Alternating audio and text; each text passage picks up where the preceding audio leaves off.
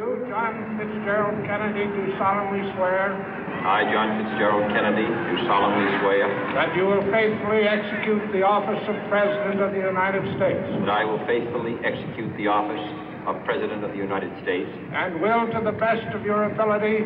And will, to the best of my ability. Preserve, protect, and defend the Constitution of the United States. Preserve, protect, and defend the Constitution of the United States. So help you God. So help me God.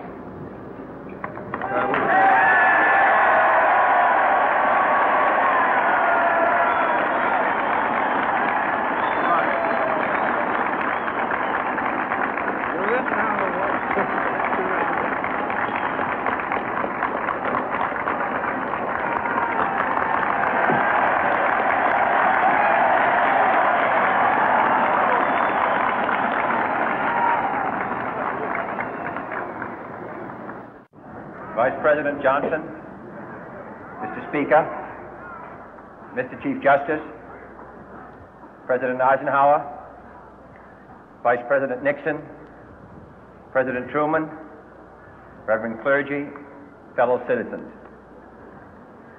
We observe today not a victory of party, but a celebration of freedom, symbolizing an end as well as a beginning, signifying renewal as well as change. For I have sworn before you and Almighty God the same solemn oath our forebears prescribed nearly a century and 3/4 ago. The world is very different now, for man holds in his mortal hands the power to abolish all forms of human poverty and all forms of human life.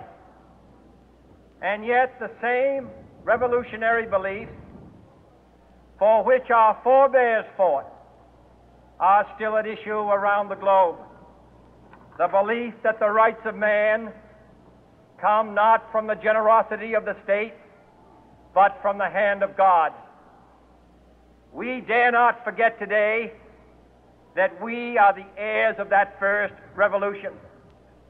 Let the word go forth from this time and place to friend and foe alike that the torch has been passed to a new generation of Americans born in this century, tempered by war, disciplined by a hard and bitter peace, proud of our ancient heritage, and unwilling to witness or permit the slow undoing of those human rights to which this nation has always been committed and to which we are committed today at home and around the world.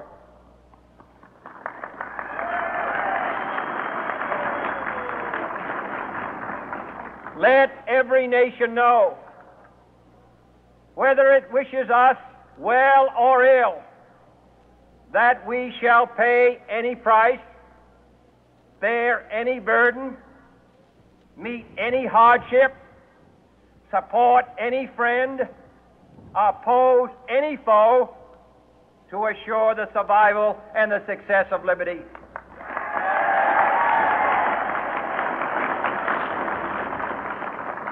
This much we pledge and more. To those old allies whose cultural and spiritual origins we share, we pledge the loyalty of faithful friends. United, there is little we cannot do in a host of cooperative ventures. Divided, there is little we can do, for we dare not meet a powerful challenge at odds and split asunder. To those new states whom we welcome to the ranks of the free, we pledge our word that one form of colonial control shall not have passed away merely to be replaced by a far more iron tyranny. We shall not always expect to find them supporting our view, but we shall always hope to find them strongly supporting their own freedom, and to remember that in the past, those who foolishly sought power by riding the back of the tiger ended up inside.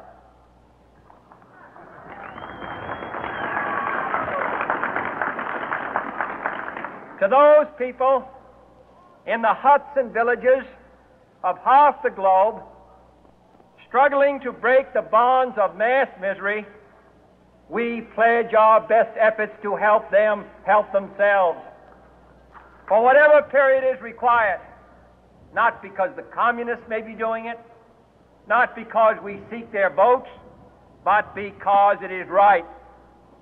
If a free society cannot help the many who are poor, it cannot save the few who are rich.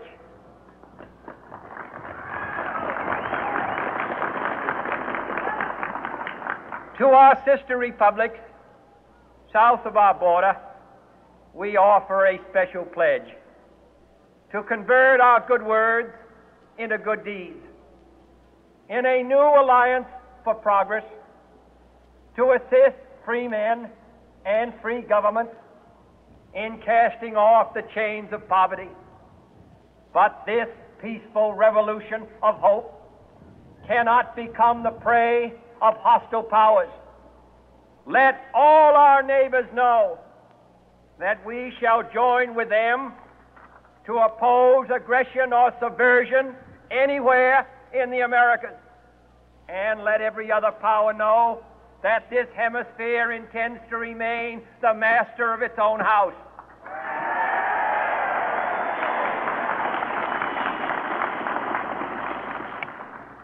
To that world assembly of sovereign states, the United Nations, our last best hope, in an age where the instruments of war have far outpaced the instruments of peace, we renew our pledge of support to prevent it from becoming merely a forum for invective, to strengthen its shield of the new and the weak, and to enlarge the area in which its writ may run.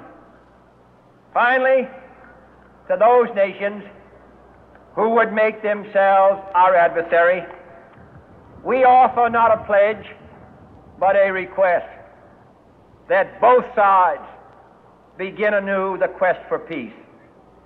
Before the dark powers of destruction, unleashed by science, engulf all humanity in planned or accidental self-destruction, we dare not tempt them with weakness, for only when our arms are sufficient beyond doubt can we be certain beyond doubt that they will never be employed. But neither can two great and powerful groups of nations take comfort from our present course, both sides overburdened by the cost of modern weapons, both rightly alarmed by the steady spread of the deadly atom, yet both racing to alter that uncertain balance of terror that stays the hand of mankind's final war. So let us begin anew, remembering on both sides that civility is not a sign of weakness, and sincerity is always subject to proof. Let us never negotiate out of fear, but let us never fear to negotiate.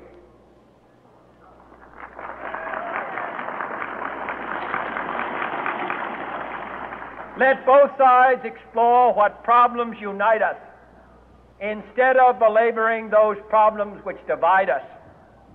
Let both sides, for the first time, formulate serious and precise proposals for the inspection and control of arms, and bring the absolute power to destroy other nations under the absolute control of all nations.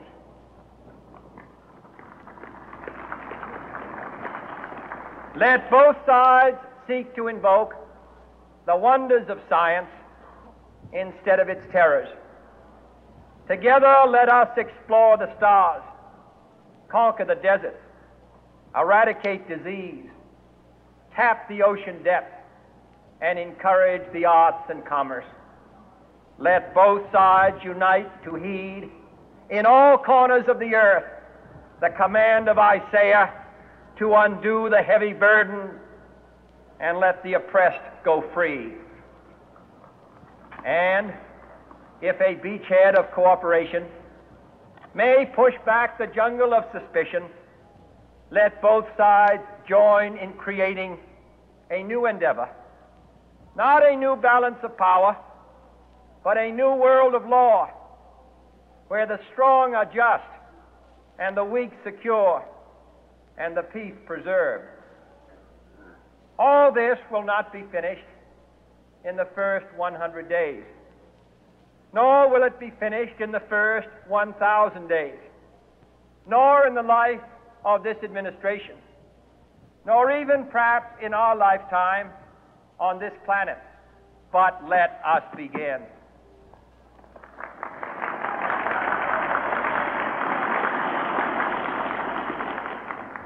In your hands, my fellow citizens, more than mine, will rest the final success or failure of our course. Since this country was founded, each generation of Americans has been summoned to give testimony to its national loyalty. The graves of young Americans